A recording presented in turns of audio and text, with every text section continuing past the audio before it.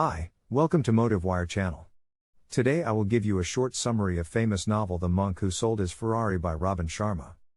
The Monk Who Sold His Ferrari is a self-help classic telling the story of fictional lawyer Julian Mantle, who sold his mansion and Ferrari to study the 7 virtues of the sages of Savannah in the Himalayan mountains.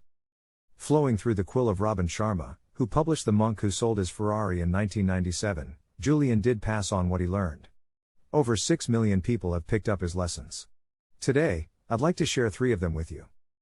Use the Heart of the Rose exercise to guard your mind against unwanted thoughts. Develop a simple 10-step morning routine with the 10 rituals of radiant living. Selflessly serving others counterintuitively leaves you better off too. Lesson 1. Learn to guard your mind with the Heart of the Rose exercise.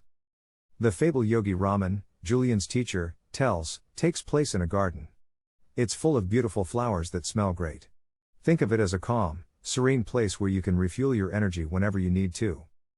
Imagine if your mind was a garden like that. What a powerful brain. But for most of us, our mind looks like a dumpster, much more than a garden.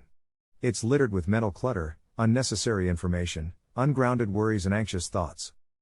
Therefore, the first of the 7 virtues of the Savannah system is to control your mind. What you're trying to do here is to control what even comes into your garden in the first place. Think of yourself like a guardian, standing at the gate of your brain, choosing who and what gets in. One exercise Julian learned to achieve this is the Heart of the Rose. To practice it you need an actual rose and a quiet space to yourself. Then, you simply stare at the center of the rose and try to fill your mind with thoughts about how beautiful it is.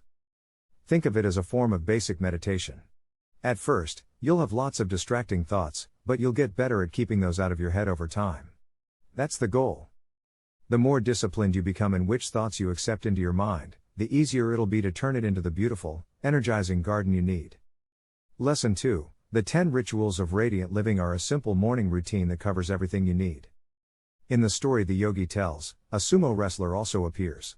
Sumo wrestlers subscribe to an ancient, Japanese idea called kaizen. It means never-ending improvement. This idea, to always be learning and getting better, is another virtue of the Savannah system. The sages suggest a 10-step morning routine they call the 10 rituals of radiant living to help you live this virtue. The ritual of early awakening. 6 hours of sleep and seeing the sunrise. Of course, you have to figure out how much you need yourself, but this is what they suggest. The ritual of solitude. Always make a few minutes to practice silence after waking up. The ritual of physicality. Move, get up, do some exercise. Whatever gets the blood flowing. The ritual of live nourishment. A vegetarian diet based on fresh food is what the sages follow. The ritual of abundant knowledge. Keep your mind stimulated with a bit of reading or studying. The ritual of personal reflection. Did you do your best today? What could you have done better? The ritual of music. Listen to music often to never get stuck in a bad mood. The ritual of spoken word. Write down a short mantra you can repeat to yourself throughout the day. The ritual of congruent character. Always follow your principles. Write them down, be aware of them and stick to them. The ritual of simplicity. Ruthlessly live your priorities and remove everything else that's unnecessary. This reminds me a bit of the miracle morning, but it's more than that. You can see it extends way beyond your morning, but that's the whole point.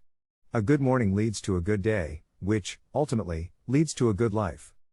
Lesson 3. Selflessly serve others and you'll be better off yourself. Later in the story, the sumo collapses but then reawakens to the smell of beautiful, yellow roses. These roses represent another virtue, the idea of selflessly serving others. It's beautifully summarized in this ancient, Chinese proverb, a trace of fragrance always remains on the hands that present you with roses. It's a metaphor, which says whenever you help someone else, some of the benefits will come back right to you. You rarely know when and how, but karma always comes around. This doesn't mean you have to join the Salvation Army. Small, simple acts of kindness and compassion go a long way. Every morning, take a few seconds to think about what good you can do today. Whether it's calling your grandma or praising a coworker, it'll bring you one step closer to what the yogi would call an enlightened life. Hope you like this podcast. Please do not forget to like, share and subscribe our channel and stay tuned to get more videos.